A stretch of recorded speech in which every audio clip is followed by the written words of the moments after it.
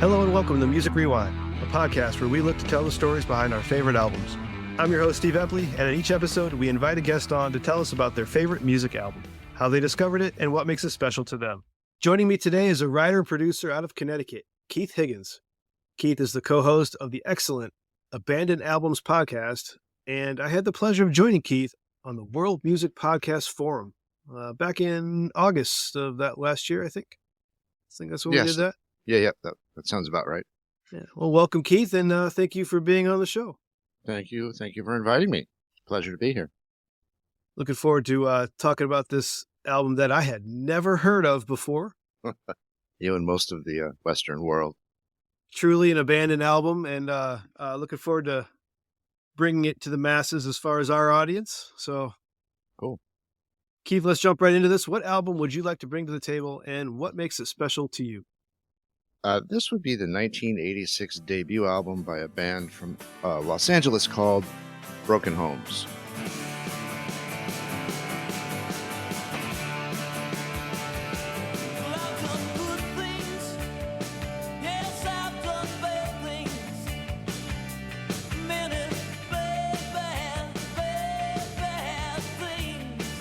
It's just your basic, straight-ahead, blues-based rock and roll band. What makes it special to me? Gosh, that is... I don't really know if there's like some sort of emotional thing. I just think it's such a good record. From the moment I first heard the song In Another Land, I'm like, wow, this is just incredible. It's exactly the type of rock and roll I like. Not pretentious. It's simple. How did you discover this particular album?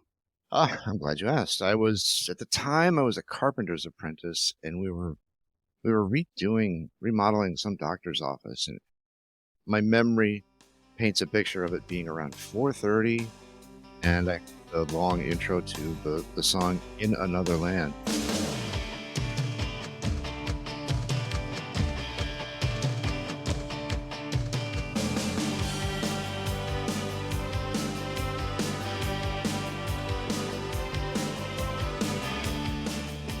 Which was the first single release. This was on the radio? Yeah, it was on the radio. Yeah, on the FM radio station in Dayton, Ohio, where I lived at the time. And I was just, you had those songs that just whack you, hit you across the head. Mm-hmm. And there was just something about it that did it for me. And then I want to say that night, but memory's a little cloudy. And I went out to the record store and I bought the album. Luckily, they had it, and went home and listened to it. And it was unlike anything I had heard at the time. Certainly in the mid '80s, it certainly did not have. If we listen to it now, it sounds just as relevant. But in 1986, there wasn't a lot that sounded like it. We would come to hear that sound. That record would serve, the Broken Homes debut record would serve really as a blueprint for some other bands that came after. It struck me as very, if I had to compare it to other artists, John Mellencamp comes to mind, maybe George Thorogood. Yeah.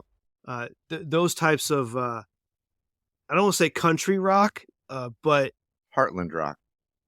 Heartland, that's a good way. Yeah, that because this is exactly what the type of music I would hear growing up in rural Illinois in the 80s, just on the radio. If it's not a classic rock hit, this is just background. That's the kind of music I would hear. I think that's so true. The band only released 3 records, and on the following 2 records after that debut, I hear that 100%, and I think that's where the record falters. For me, are the 2 records after, because it seemed like they were trying so hard to fit into that Heartland rock sort of genre, Bob Seger, Bob Mellencamp. And they weren't bad records, but there were other artists that were doing it better than they were doing it. You said they were out of L.A. Yeah. I mean, that's not the Heartland. No, it's not. By any means. No. So when I read that they were from L.A., I was kind of surprised. Yeah. Because L.A. during the mid-'80s, not particularly this sound. No. Mike Doman is the only non-California native of the band. in that incarnation. The 4 members who created that, who made that. He's the lead singer. Mike Doman is the only guy from Pittsburgh. The other 3, Craig Ross, Jimmy Ashhurst, and Craig Aaronson, were all from L.A. That explains Steel Town. Yes. Yep. Go figure. I was going to ask that when one of my notes for Steel Town was like, these guys are from L.A. Where's that come from? And you're right. There was what folk would call a cowpunk movement around that time that included bands like Lone Justice, Jason and the Scorchers, some of those bands, X to some extent. There's like this cowpunk subgenre that they were kind of in. They were also in the straight ahead kind of rock and roll genre. Where they didn't fit in was in that Sunset Strip hair rock movement that was happening at the time. So, that's what makes that first record to me so original, is that it doesn't fall into any of those. It doesn't fit as nicely into any of those genres. It's cowpunk, certainly not, hair metal. And then on those other 2 albums, it seems more forced. People can't see me. I'm gesturing with my hand. It seems more forced into that. When were the second albums come out? Did they make it to the 90s? They did. 91 was the last record. 91? Wing and a Prayer was the last record. So that put it right up against grunge then too. So that was probably. It did. And there's an interesting connection between the two, between Broken Homes and grunge. Oh, you're probably talking the Michael Goldstone. I am. The Michael Goldstone. That was a name I recognized when I was reading about him. Yep. He's the guy who signed them to MCA Records, and it was a big part of the next 2 records. But especially in even on the first record, he's the people around the record would go on to do really great things, including the band members themselves. Michael Goldstone is the guy that signed them to MCA. That's correct, and he would go on to sign Mother Love Bone. And when Andy Wood died, he took the remaining members as they became Pearl Jam and took them to Columbia. Yeah, and I think he's also got Rage Against the Machine on his pedigree too. So I mean, he's got some big hitters there. He sure does. And the drummer, Craig Aaronson, although he was the 4th member of the band, he didn't drum on that debut record. They had a studio musician come down and drum on it, a guy by the name of Don Harvey. But what's interesting about Craig is that he would leave the drum kit. He would leave the drum kit behind, and he would go into A&R for various labels. And he signed bands like My Chemical Romance. Oh, wow. Jimmy Eat World, and a bunch of other bands. If you read Dan Ozzi's book, the name escapes me right now, about that era of rock and roll, Sellout. The name of the book is Sellout, the Major Label Feeding Frenzy. Sellout, the Major Label Feeding Frenzy that swept punk, emo, and hardcore. It's a great book about all these bands that were signed during that era that sort of came to shape that genre of music, emo, whatever we want to call it. But Craig Aaronson, the drummer, the original drummer for the band Broken Homes, was the guy. He signed a big chunk of those artists. In fact, he pops up repeatedly throughout Dan's book. That's amazing. Yeah, it's really interesting. And he often followed Goldstone around on his career. That's cool. I mean, there was, other than you have a post out on medium.com, blog post with a nice detailed rundown of the album. And I don't know when you wrote that, but that's almost like the definitive write-up of this album. It's hard to find any other information on it other than it exists. Yeah. Yes, thank you. That's very, very few. In fact, that's nice of you to say. I don't know when, and I don't know when I wrote it either. I've been writing about that record on and off 10 years, and I turn it on. I try to turn as many people onto it as I can. I think it still sounds just as good today. It doesn't sound dated. It doesn't have those, the 80s gated drum type sound. It still sounds, it's nicely produced by a guy named Jeff Irick, who produced so many people it's hard to list. One of the biggest albums he produced was the Plimsolls' first record, which gave a definitive song of early college rock, A Million Miles Away. Okay. The Plimsolls, and then the Goo Goo Dolls would go on to cover that song on their record, Hold Me Up, before Johnny Red went crazy with plastic surgery. But long but in any event, that's what Jeff Irick. That was one of his benchmark records. So yes, I've been writing about that record for so long. I keep retweaking that one. I haven't revisited writing it for, but well, I will put a link in the show notes of that because it's a pretty good write up. I recommend anyone that would like some further reading on this album. That's a great place to start. Yeah. Thanks. Thank you. I appreciate that. So, how do you listen to the album? Do you bounce around, or do you kind of put the vinyl on and go straight through?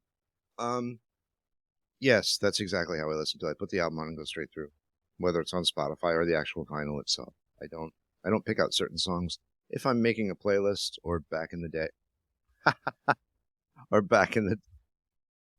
yeah, I listen to it straight through most of the time, unless I'm putting something on a playlist or,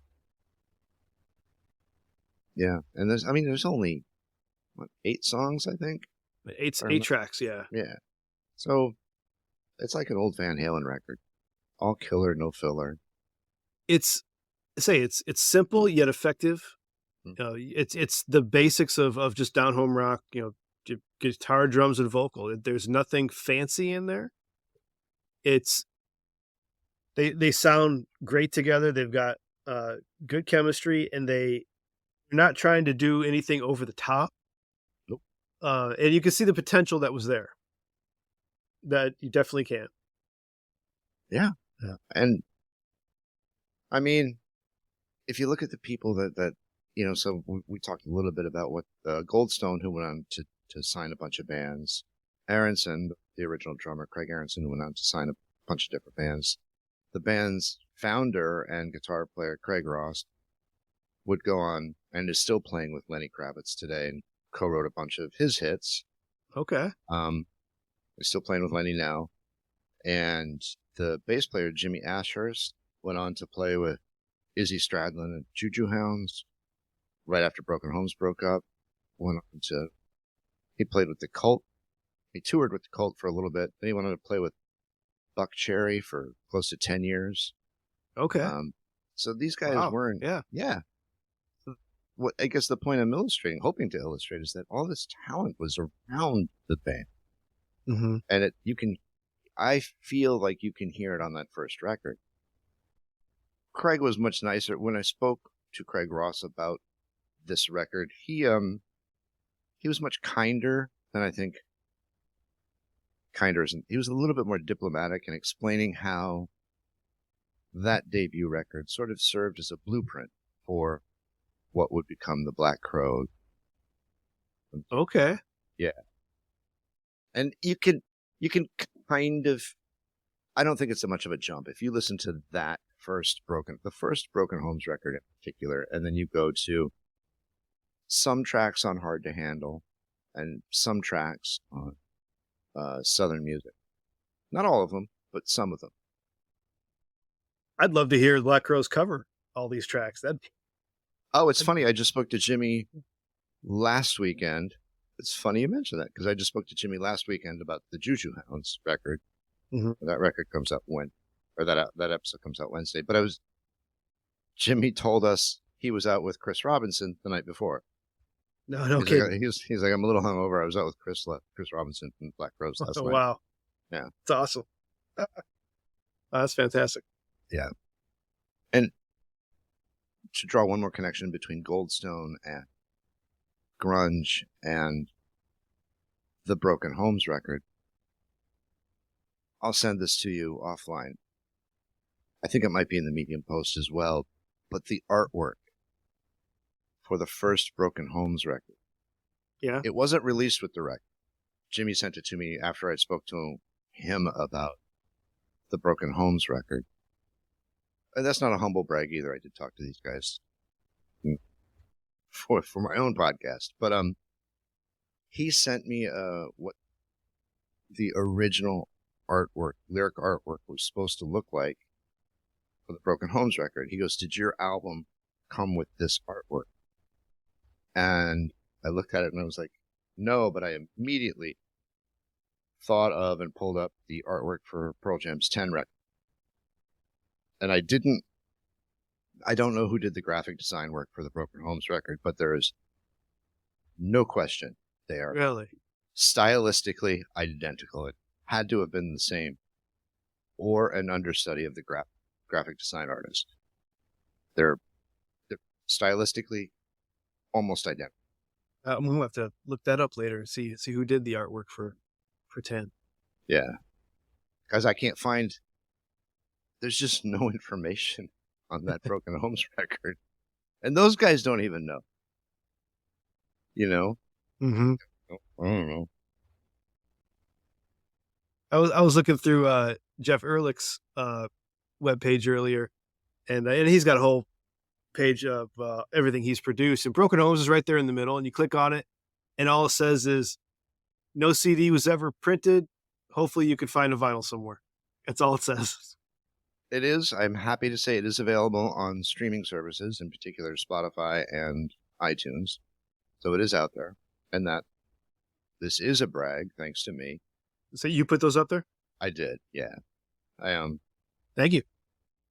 I mean, I've always it still remains one of my dreams to put that record out as vinyl. I don't think it's ever going to go. It's not going to be a platinum seller, and or anything like. And when I talked to the guys about that record, I spoke to Craig, Jimmy, and Jeff, who are the three remaining creative people involved in that record. Craig Aaronson unfortunately died of cancer in 2015 or 16. And then Mike Doman died, who's the lead singer, died 2020, December of 2020 or December of 2019. Yeah. So fairly recent, right when I decided to do my podcast, I'm like, all right, well, let me see who's still around. Because I used to follow him a little bit on Facebook when I was marginally more active than I am now. And I went to his Facebook page to find out. Slid off this mortal coil. And I don't know how. And I did speak to his brother for the podcast as well. Mark. His brother, Mark Doman. And I didn't feel it appropriate to ask how he passed. And he didn't mention. Do not know how he passed. So James Ashhurst and Kregg Ross are still with us. They are. Those two? Mm-hmm. Craig is, he's with Lionel. Jesus Christ, not Lionel Richie. He's with Lenny Kravitz. That's it, Lenny Kravitz. And Jimmy is, right now, when I spoke to him last week, he's trying to get back to Italy.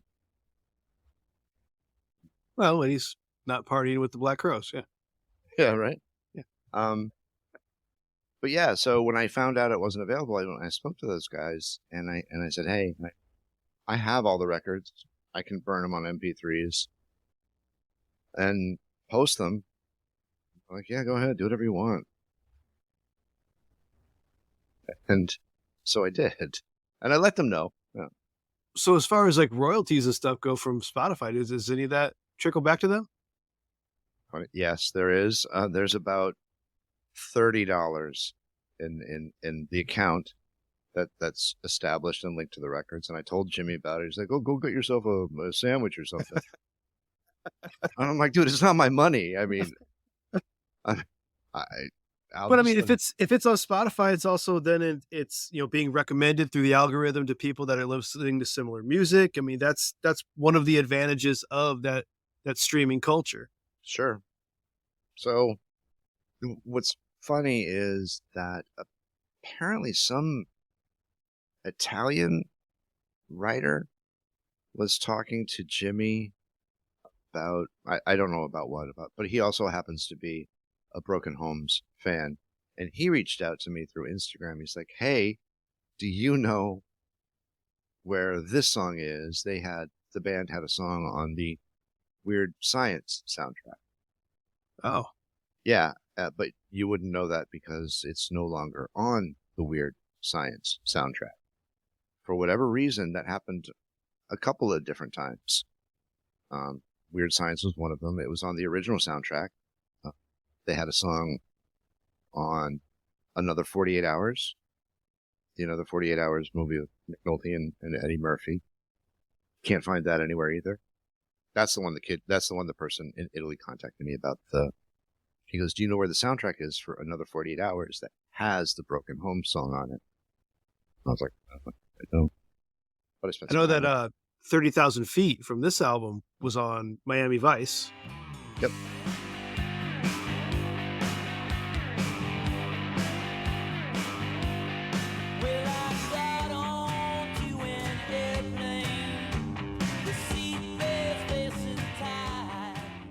Although I don't think it's on the soundtrack. I don't know. Well, other than the episode being also called 30,000 Feet, I mean, 30,000, that particular track wasn't one of my standouts from the album. But as far as the tracks go, what are your, standout tracks, or do you want to discuss anything in particular on those? I do. And it's funny, I have often, at different times in my life, reorganized the album, resequenced the album. Like what would I would have put as track number 1 and number 2. So the first track in Another Way. I've never done that to enough. That's a neat little thought exercise, actually. One of my favorite ones that I did it with was Def Leppard's High and Dry. Okay. I think that's just horribly arranged. But I think mine's better. In Another Land is the first track. I love it. LA Rain, I like.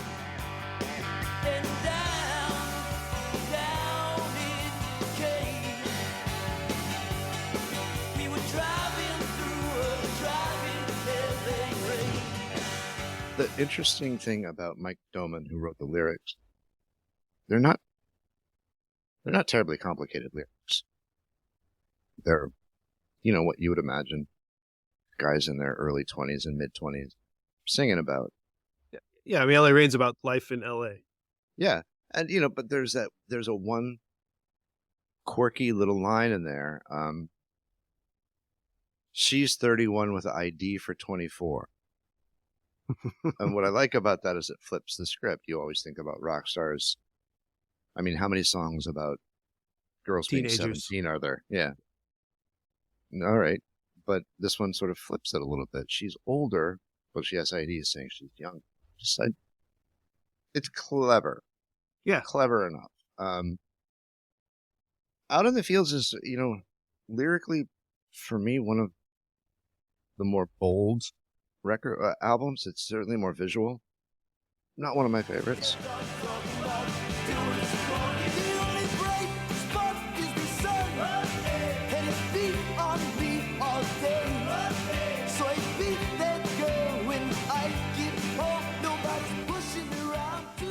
My notes were this a decent rock tune. There was nothing that jumped out at me on it. No.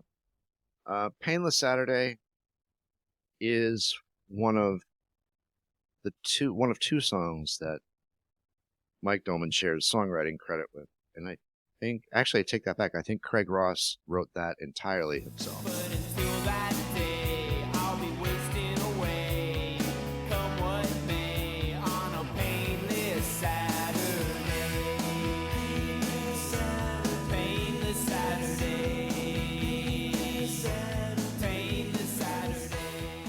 That song reminds me of a 90s song, but I cannot place it. Down to the melody.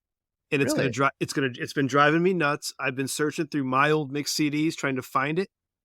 But that the just the way the progression goes and the way the melody is it's I damn near identical. And I will find it. I'm going to contact you when I do. I hope you do. It's I, I'm not going to say that the '90s band ripped it off, but it's so close, and it's bugging the hell out of me.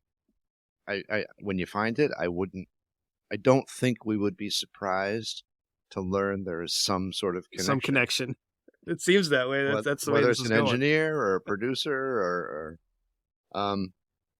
through and through, Steel Town Blues Town is my favorite track on the record.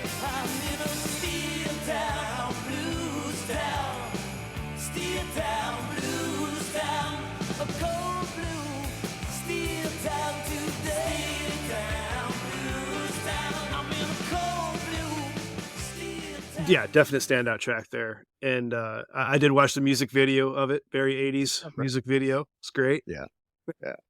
Very 80s. Not what I expected them to look like. No, not at all. But they looked as a very 80s. And then you already explained the Steel Town thing, but yeah, that was a good track. I liked that one a lot. And there again, I think lyrically it plays to every strength. There's good imagery there, but again, we're not talking Bob Dylan or Bruce Springsteen type lyricism. This is just straight ahead. Well, how old were these guys when they made it? Don't know. What I can tell you is the math doesn't align for me with what I was told by somebody else. I would assumed early 20s.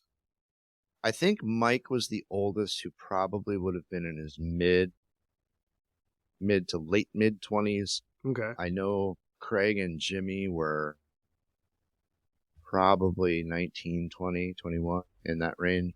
So Mike was definitely the oldest. But I mean, when you look at the lyrical content of some of the great debut albums like Van Halen or Guns N' Roses, it's right on par with the lyrical content. I mean, you're talking about, the breakups, you're talking about living the life, you're talking about the one that got away. That's what at that point in your life. That's what you write about. Yep. Yeah. And Steel Town sucks. Have the blues. That's yeah. I was just watching an old clip with Ed Bradley interviewing Bob Dylan, who, I mean, whatever our feelings are about Dylan, he's clearly one of the, if not the most important American rock and roll lyricist. I can get on board with that. Yeah. So in the interview, Dylan is reciting some of the lyrics from early in his career when he thought of as a protest folk singer, and the way he rattles them off and the imagery. It's beautiful, whatever you think.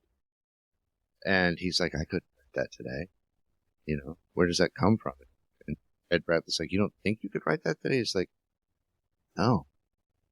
He's like, I can write other things that are good.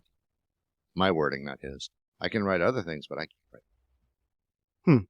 Almost like it was like this divine intervention. But in any event, that is not Mike Doman's forte. Not at this point, or in the two subsequent albums. Was he the primary lyricist? He was. Yes, he is listed as the primary. He's listed as the sole songwriter, but who knows what it's like. Oh, really? Bands get into studio setting. Yeah. Who does what? But Steel Town, I'll Be Wearing Blue. Gotta have a ballad in there. Yeah, well, that's what I was just going to say. It's the obligatory ballad. But the day you went white is the day I'll be wearing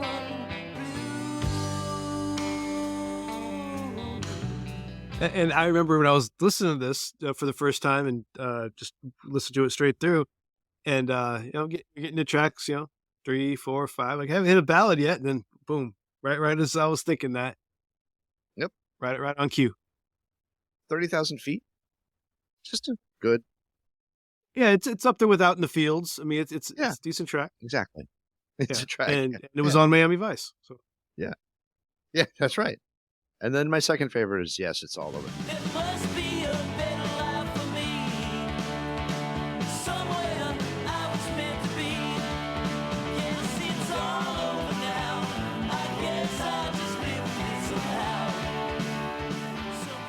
great finish. right? Yep. So it's like to me, their highlights were the beginning, the middle, and the end. Yeah, They for sure. spaced it that way. But yeah, that I thought both in title and in the harmony, it was a really good track. For sure. It's what a great button for a record. It was one of You the know? few tracks. I don't think any of the other ones really had the two guys singing in harmony together, other than that one. Yeah. Yeah. But those would be so my favorite. Steel Town, yes, it's all over now. I understand the ballads. They work. They're not bad. I don't think they're a standout tune. So Steel Town, it's all over now, and probably In Another Land. Those would be my three standout. I think those are mine as well. If I had to, on the bubble would be L.A. Rain and Painless Saturday. Yeah. Those they're quirky at times, especially Painless Saturday, and obviously it's still in the back of my head. I will find that copy track. I know it's out there, and I'm leaning towards like it was like SR-71 or something like that. Just one of those pop punk bands that did it. Oh, sure. Yeah. Like Newfound Glory or something in there. It's I'll find it. Oh, It's my white whale now. I had vowed that this will be the last time that I bloviate about this record. I think people are tired of listening to me. Well, this is a new audience to bloviate to. True. So that's true. And I'm happy to talk about it. I don't know, man. I don't think the band was ever this good again. Witness the fact that the original drummer, Craig Aaronson, left, and then the next record they had a new drummer and a keyboard player. Which stands to reason is what you would get in 1988. this is true. Yeah, a band without a place, really. The late '80s, trying to find their place in that particular music landscape. So much was changing, and I don't want to say this improperly. So many of the wrong things were popular. Well, There was a lot of good music. My cousin Alan will disagree. He's got a thing about the '80s. But all right. But there was a lot of good music still being made, and this was I think it was a band that just couldn't find their place. And having not listened to the second and third albums, I'm just assuming that they were trying different things to fit somewhere, and none of it really clicked. That's a great way to put it. A band without a home, or a band without a place. I mean, A broken home, if you will. Yeah. But and what's interesting to me, and I meant to ask about this. On the first record, they're just listed as Broken Homes. On the next two records, they're listed as The Broken Homes. So the article "the" appears, and I think Broken Homes, it just rings a little bit more true once you throw that "the" into it. It seems forced. Yes, and also conflicts because there's other bands kind of with variations of that name. Even to where there's one on I think it was lyrics.com. I was searching for stuff on this band, and there's The Broken Homes that have a release out in 2020. Yeah. So was that them? I would assume not, but nope. So and that band had several albums, so I don't know. But this wasn't one of them. No, it was not. Yeah, and I don't want to steal too much of my own thunder, but getting a record deal in the 80s was no small feat. It's not like the 90s when they were handing them out at the 7-Eleven record deals. But it was a little bit more problematic, and these guys were probably one of, if not the biggest bands in LA before they got signed. So, I mean, and both Jimmy and Craig talk about it when I've spoken with them about the scene was just different. It was a little bit more collaborative and congenial, and For example, Guns N' Roses used to open for Broken Home. Wow. Yeah. Wow. Yeah. And look what happened there. You know, so Well, I mean, they were signed by MCA. That's not, Bob's record company. That's a big label. it is a big label. And they were, I remember even then, to me, MCA Records was always a second tier rock label. They were a good label for certain genres. To me, this is going back to the mid '80s. To me, the rock labels were Epic, Columbia, Geffen, Warner Brothers to some extent, Sire to some extent. Sire in particular with like some of the college rock bands. But MCA just never tracked in that, and their biggest rock band at the time or ever, I think, was probably Tom Petty. Which isn't far off on style from Broken Homes. I mean, not you at could all. make a connection there. Absolutely. And interestingly enough, when Petty first came out with that first record, he often was mislabeled as a punk band. Really? I didn't know. Oh yeah, that first record you would end up in like the punk section of record stores for some reason. Was that Damn the Torpedoes? Was that his first? No, that was their third. Third? Um, He has a pretty good catalog. Making them all mixed up. he does. I think it was just called. Yeah, it was just called self-titled. Okay. That's the one with America. Okay.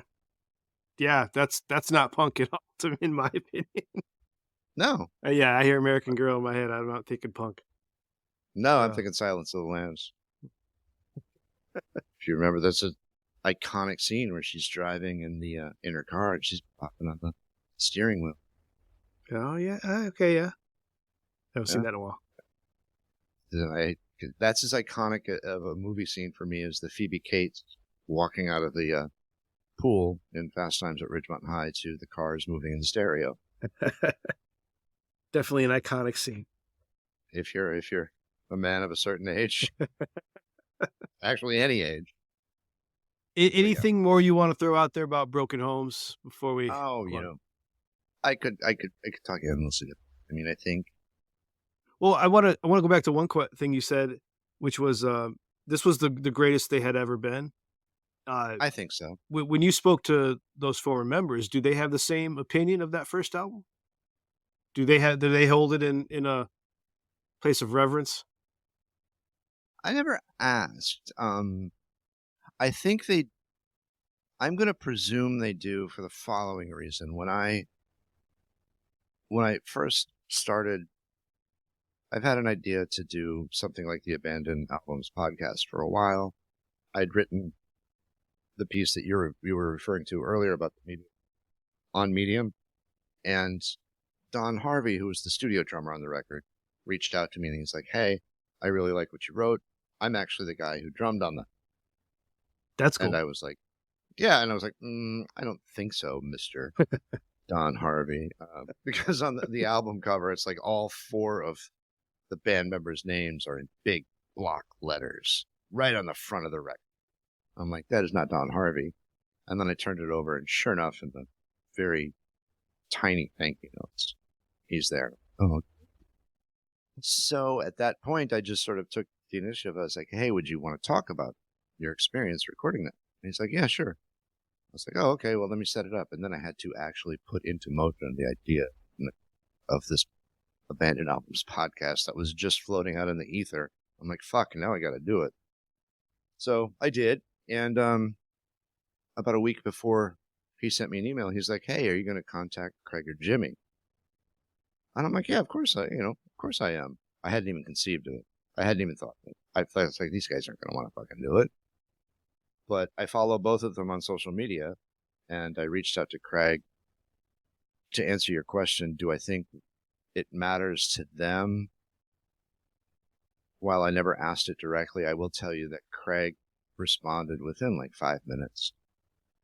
And I was like, "Hey, would you be interested in talking about this record?" He's like, "Yeah, I'd love to talk about that record." That's really cool.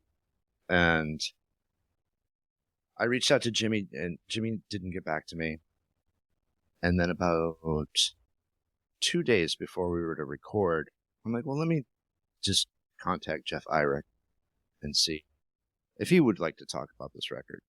So I sent him an email through his website, and he got back to me within, a couple hours. He's like, yeah, man, I'd love to talk about this record. When? He goes, I'm on vacation in Greece, but I don't mind. Yeah. So Craig is in the Bahamas. Jeff Irick is in Greece, and we're on the East Coast. So it was to answer your question. Yes, I think they are excited. I think there is pride behind it, and but as far as their catalog goes, I don't know if they would. Well, I'm happy you brought this to the table because it's I'm proud to be part of getting it out in there into new ears, so that maybe it could have a resurgence. I doubt it's going to get the Music Rewind bump, but I think the best thing is you putting it out on Spotify for the algorithm to pick it up. Yeah, I it deserves to be heard if you like straight ahead rock and roll. And at this point, I got to be honest with you. I've spoken so much about this album. I feel that how if your friends hype something up too much, yeah, and then you watch it or you listen to it, you're like, it was all right, it wasn't great, So I fear sometimes there might be some of that. But if you go into it with a clear head, I think you'll find a really, really good rock and roll. Well, I enjoyed it, and one of the pleasures of this particular podcast, though, with my style of just letting whoever wants to talk about a special album to them, I've listened to so many brand new albums that I either didn't know existed or I never gave them a second thought, and it's been great. I haven't listened to one yet that I kind of had to roll my eyes and like, oh man, I got to talk about this album. I don't want to. Really? No, I've enjoyed each of them. And because I listen to them and I want to give the album the respect it deserves. So I'm going to, that's why I'm spacing out even this particular season. So I have more time to really listen to each album and make notes and, do research if I can. And it adds to my particular enjoyment of the album. And as my friend Danny likes to say, listening to these albums through the years of someone who really is, putting it on that pedestal and hearing them talk about it also adds to the enjoyment of it. Wow. That's great. What you said in the middle there about appreciating, I'm paraphrasing, appreciating the artistry of it. Even some of the artists I've interviewed over, my 4 seasons, it's just, some of them I'm like, I don't share the same point of view. I'm like, it's okay, it's good. It's. I appreciate the artistry and the effort and everything that went into it, but for whatever reason, it doesn't speak.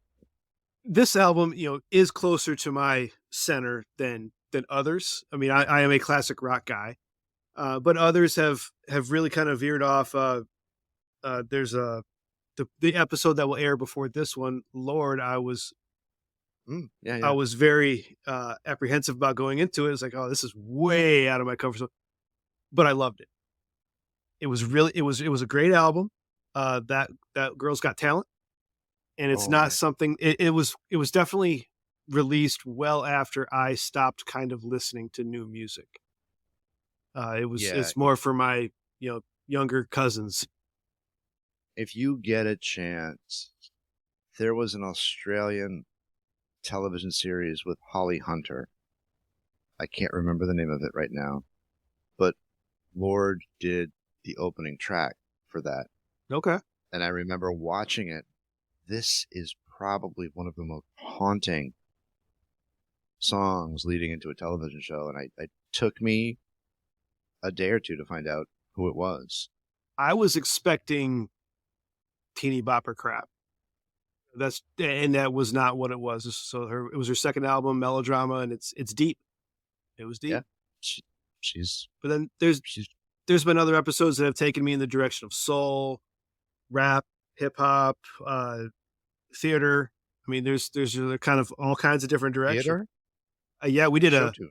we did a great episode in my first season on Phantom of the Opera, the original broadcast, the original West End recording.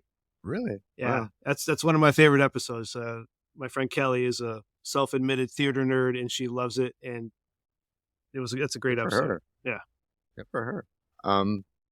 Yeah, Lord is great. There's one other thing I wanted to say about Brooke. Oh, you mentioned moments ago how it points more towards your preferred classic rock sounding. And Jimmy actually said that. I didn't interview Jimmy along with the other guys. I interviewed him separately after the fact because he didn't, I love Jimmy Ashhurst. He's just a fucking great guy to chat with. He's really, really, really fun. But he had said, to your point, how do you categorize classic rock that's just being made? That was one of the things that, in retrospect, that he thought the band struggled with from a marketing standpoint, because they were making classic rock for all intents and purposes, but how do you market it as classic rock when it's brand new? It's one of the fundamental questions of this podcast. We had in our very first roundtable, the very first question was, what is classic rock to you? And we had several generations of people on that particular roundtable, and everyone had a different answer. And with me being the youngest, I was born in 80. In my father's generation, what was classic rock to them was just the top 40 of the radio. What was classic rock to me is what my dad was listening to and what I still listen to. It stops to me around 90, or to my cousin, it stops around, 80. It's that generational viewpoint of the phrase classic rock is fascinating.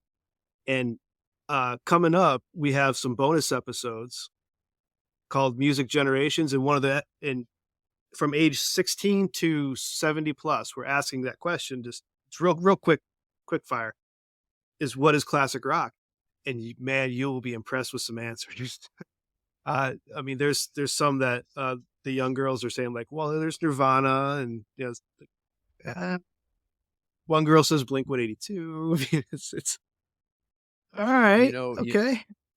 You've reached a certain demographic and age demographic when you're in the supermarket and you hear, like, I was just going back a couple of years, I heard a Replacement song in the supermarket. I mean, it wasn't like one of the punk, it was one of the more popular versions later in their career, and I'm like, oh man, how did this happen? At least it's not Muzak, but ugh. Yeah, if you get the elevator version of Smells Like Teen Spirit, then we've reached a tipping point. So yeah, but yeah, I am. I mean, what's classic? I wouldn't even know what classic rock. To me, it's the generation before me. To me, classic rock is, Hendrix, Clapton, Cream, Zeppelin, Stones, Beatles. Really the benchmark. I think that particular era, everyone's in agreement on. It's when does it end? That, to me, it ends. Gosh, that's when everyone's got a different viewpoint on when classic rock, that particular era is.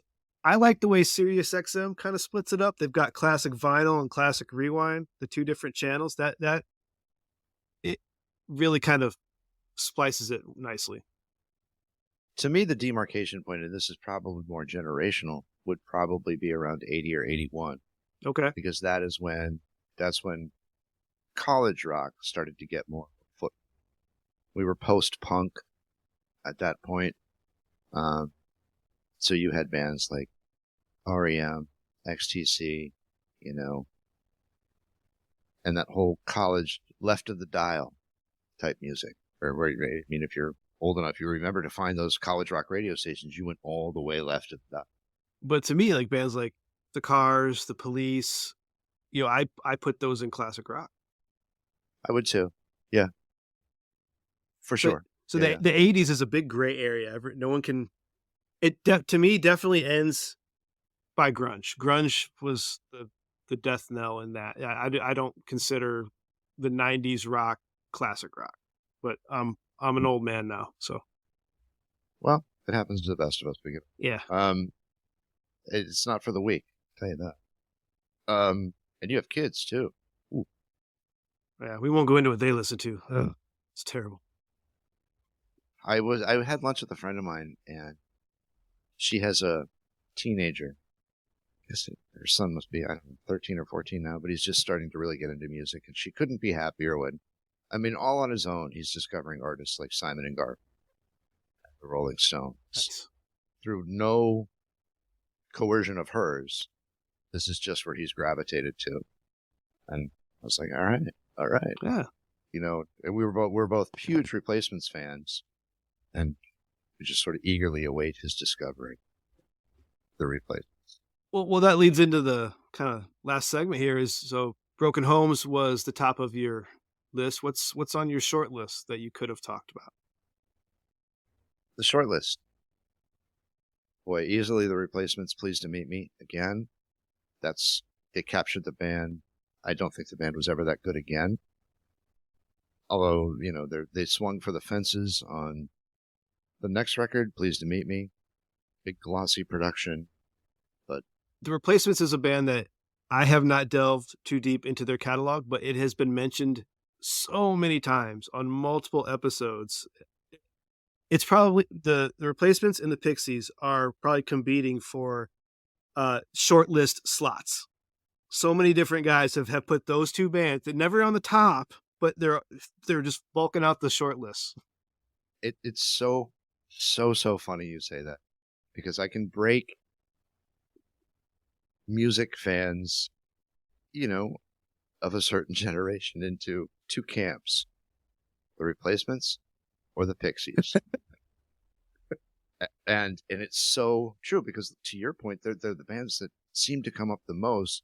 They cast a huge shadow. They do, yes. On modern music, both bands equally. And but there seems to be two camps. We interviewed the Vade and Todd Lewis from the Toadies, and that's where That was a good episode.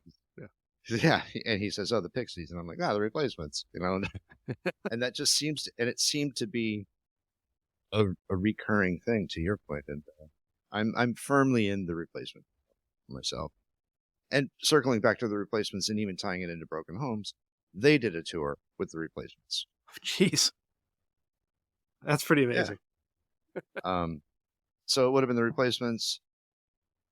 I probably easily could have done Scarecrow by John Cougar Mellencamp. Okay. I think That album was played a lot in my household. One of the single most important records of the 1980s for a number of different reasons. But I am admittedly a huge John Mellencamp, but I think that's probably one of the, and I think it gets overlooked, and I think people have always discounted John Mellencamp as an artist. My hometown of 300 people and surrounded by cornfields. I mean, you could turn up any random radio on any random day, you'll get some John Mellencamp somewhere. Good, as you should. That was his bread and butter, that era. Sure was. And he is probably the hardest working man. Is he still making albums? Yeah. Still got new ones stuff coming out? Gosh, I don't know if anything new. I think the last thing I remember seeing was like a live release. But he did, I mean, he, to your point about Broadway, he did a musical with Stephen King, John Mellencamp, and somebody else. They did, it was like three huge names, and they wrote a musical. Stephen King, the horror writer? Okay. Yep. He's a big music nerd. But they did I can't remember the name of it right now. It's very Americana. It never made it to Broadway. I think it did a tour, but it never made it to Broadway. But nonetheless. So it would have been John Mellencamp. The replacement John Mellencamp. Give you a third one. Ghost Brothers of Darkland County, by the way. That's it. Yep. That's it. Who was the third person? So it was John Mellencamp, Stephen King, and T-Bone Burnett. T-Bone Burnett. Yep. You know what? Speaking of T-Bone, that would have been a fun one too. Sam Phillips, the indescribable wow. Sam Phillips was married to T-Bone Burnett for a while, and she produced a few records. This was her first record of what the word is escaping me right now, but she was a Christian singer. Okay. Secular. This was her first secular record. Moving away from the Christian music genre. And T-Bone Burnett produced it before he was, the seminal Americana producer who produced Counting Crows and a list of other artists. Yeah. But that probably would have been my third one off the top of my head. It's a great record, Sam Phillips she's a cool little artist. Okay. I don't know what she's doing now, but she never gained the type of attention that she deserved. She got a little bit big in the late 80s, early 90s. Her biggest record, I think, was Bikinis and Martinis, or Martinis and Bikinis. One of the two. But yeah, those would have been probably the first three. Replacements: Not Let It Be, Pleased to Meet Me, John Mellencamp, Scarecrow, or Sam Phillips, the indescribable wow. Nice. Yeah. All right. Well, before we wrap this up, please tell our listeners what you're working on, where they can find you, or anything you would like to pitch. I pitched a dozen different things. Abandoned Albums is the podcast. We are available on all your typical podcast platforms. That's my primary. I don't mind. I guess I can say it now. I'm producing and hosting. I'm dropping a 4-episode podcast on Monday I interview a couple that are currently being stalked by the woman's ex-boyfriend. So is this a true story? Absolutely true. It's happening right now. The podcast is called IRL, Lunatic Fringe, and that drops on Monday, all 4 episodes. So I just wrapped that. Continuing on with Abandoned Albums. Great season so far. Wait, well, you just the Juju Hounds is about to drop, you said. Yeah. Juju Hounds drops on Wednesday. I'm real excited about that. Talking to Jimmy Ashhurst is probably one of the true delights in what we do. He's got stories. He's very, very candid. I was trying to equate it to, like, he's sort of talking to Jimmy Ashhurst is like catching up with an old friend at a bar when you're both about on your second beer.